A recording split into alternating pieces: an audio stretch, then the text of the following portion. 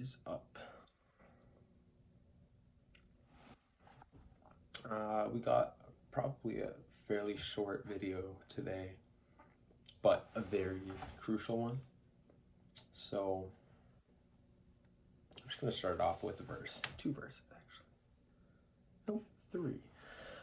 James chapter 1, verses 5 to 7. Now, if any of you lacks wisdom, he should ask God, who gives to all generously and ungrudgingly, and it will be given to him. But let him ask in faith without doubting. For the doubter is like the surging sea, driven and tossed by the wind. That person should not expect to receive anything from the Lord, being double-minded and unstable in all his ways. That was actually 4 verses. Forgive me. But, yeah. Talking about doubt today. So this segment in James is specifically talking about when you're asking for wisdom in a situation. But just that, there's so much in this entire chapter. But even just in these verses, I mean, 6 to 8, this issue of doubt is one of the biggest in the Christian walk, I believe. And sometimes I think we don't want to admit that we ever struggle with this, with doubt. But I want to shine a little bit of light on this issue from kind of 2 different perspectives.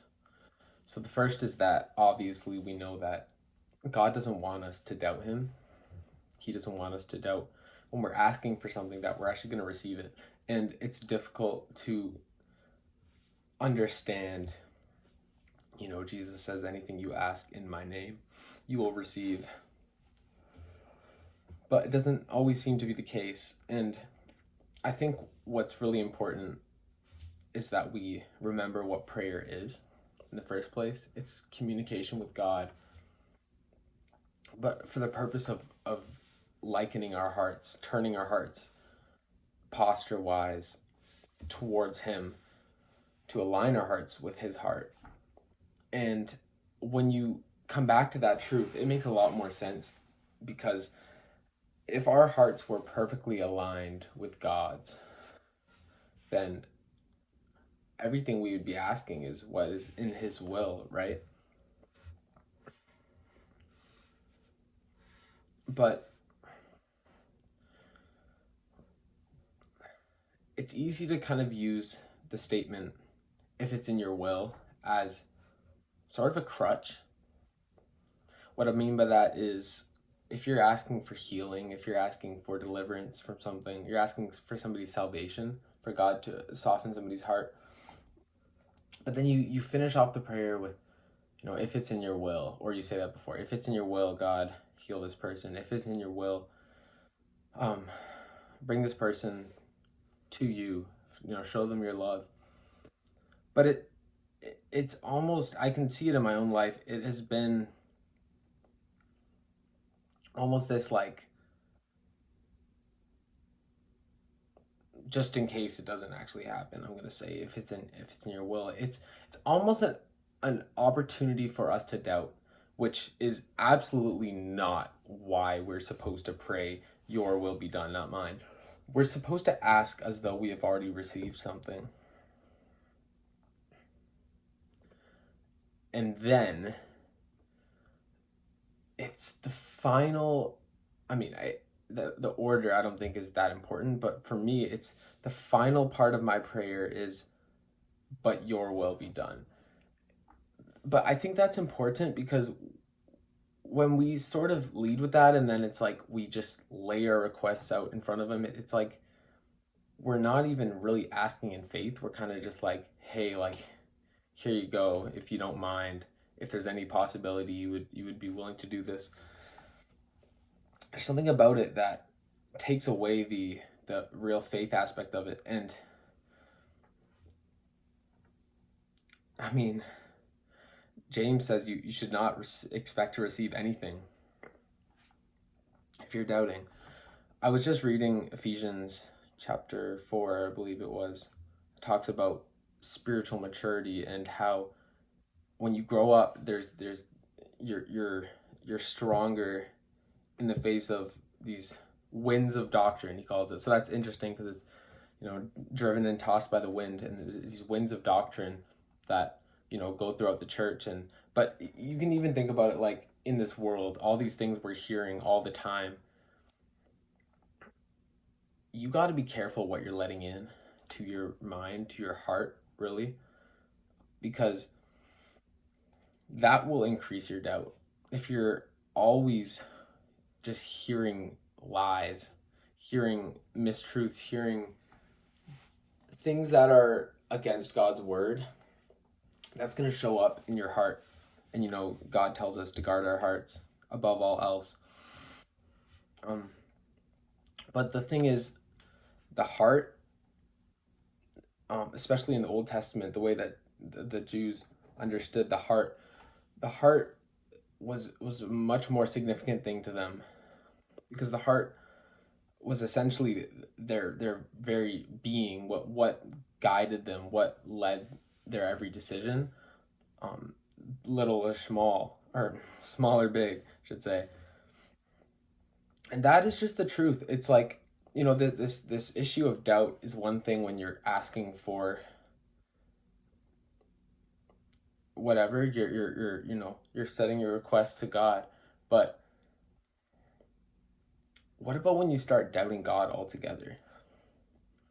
I think that's the real issue of doubt that has troubled me profoundly, because God has made some promises to me that I feel very sure about, and more I'm just seeing them come to pass, and it's so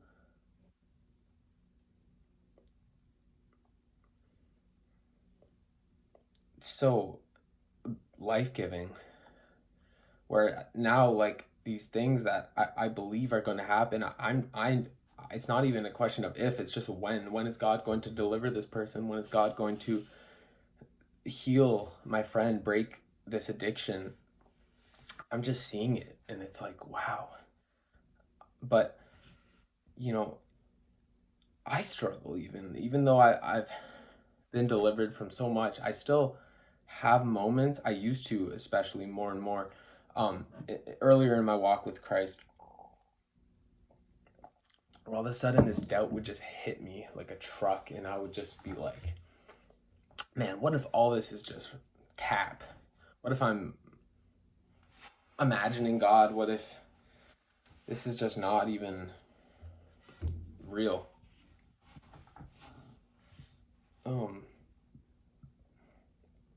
And when that would first hit me, I would have this sinking feeling inside of me that would really just remind me of actually how I felt before I came to Christ. These moments of just emptiness and hopelessness, feeling completely alone. I believe part of the reason that God has let me go through this is to remind me how it feels to not have the hope of God, the companionship, but also God doesn't want you to fall in love with the feeling of his presence. He doesn't want you to fall in love with the blessings he can give you. He doesn't want you to fall in love with anything besides him. And there's sort of like to liken it to a honeymoon phase with God when you first come to Christ, and it's like you're on top of the world. You just feel God. You're so excited about it, and it's like, you're born again. He's like spoiling you as if you're a little child. But then after a certain point, the feeling sort of dips down a bit, and you start getting into the depths, the peaks and valleys of the faith, and it's so easy to feel discouraged, and all of a sudden it's like, where did that joy go? Where did that you know that magic go? But I need you to remember that faith is not a feeling.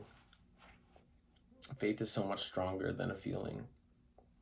It is a way of life, and it is a choice every time. The world runs on feelings, right? The flesh dictates the way that you feel. But that's not how we walk. We walk by faith, and even when we're not sure, even when we feel like, those moments where like, God, I don't even know if you exist. I don't even know. I feel like I'm just alone, and I don't know what's going on.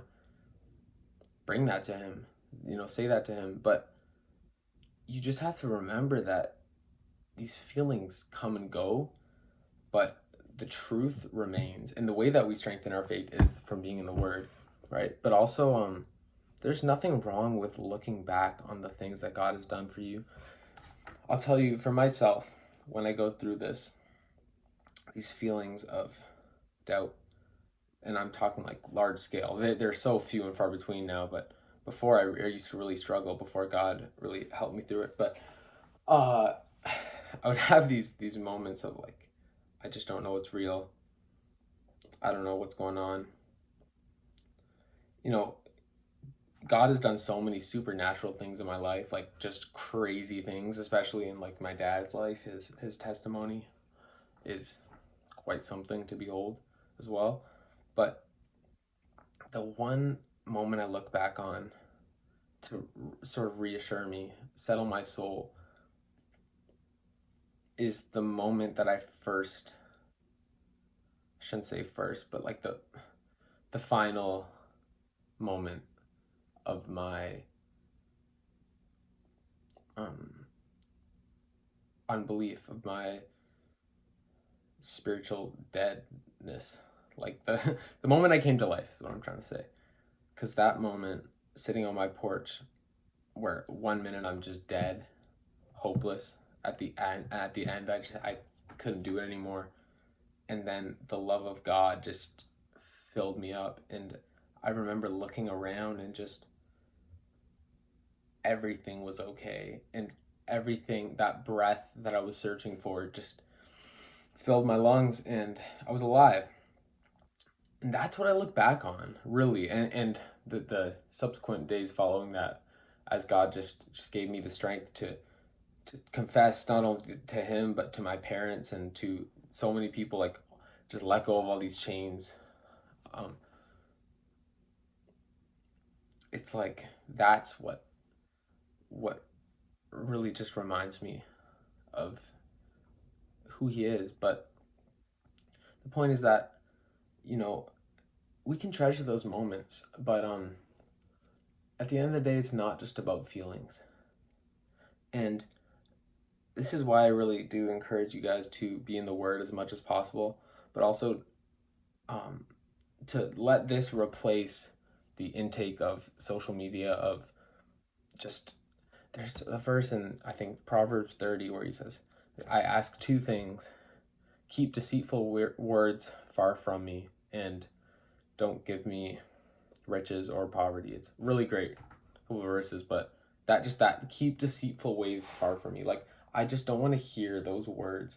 If words are just gonna shake you, just offset your day, cause seeds of doubt, why are you even entertaining them? Why are you going near them? Like, I struggle still with like arguing with people in Instagram comments about whatever, just trying to change people's minds. But it's like, man, at the end of the day, it's like, guard your heart, because letting these things into your heart, it's just going to make you doubt God, and it does you no good.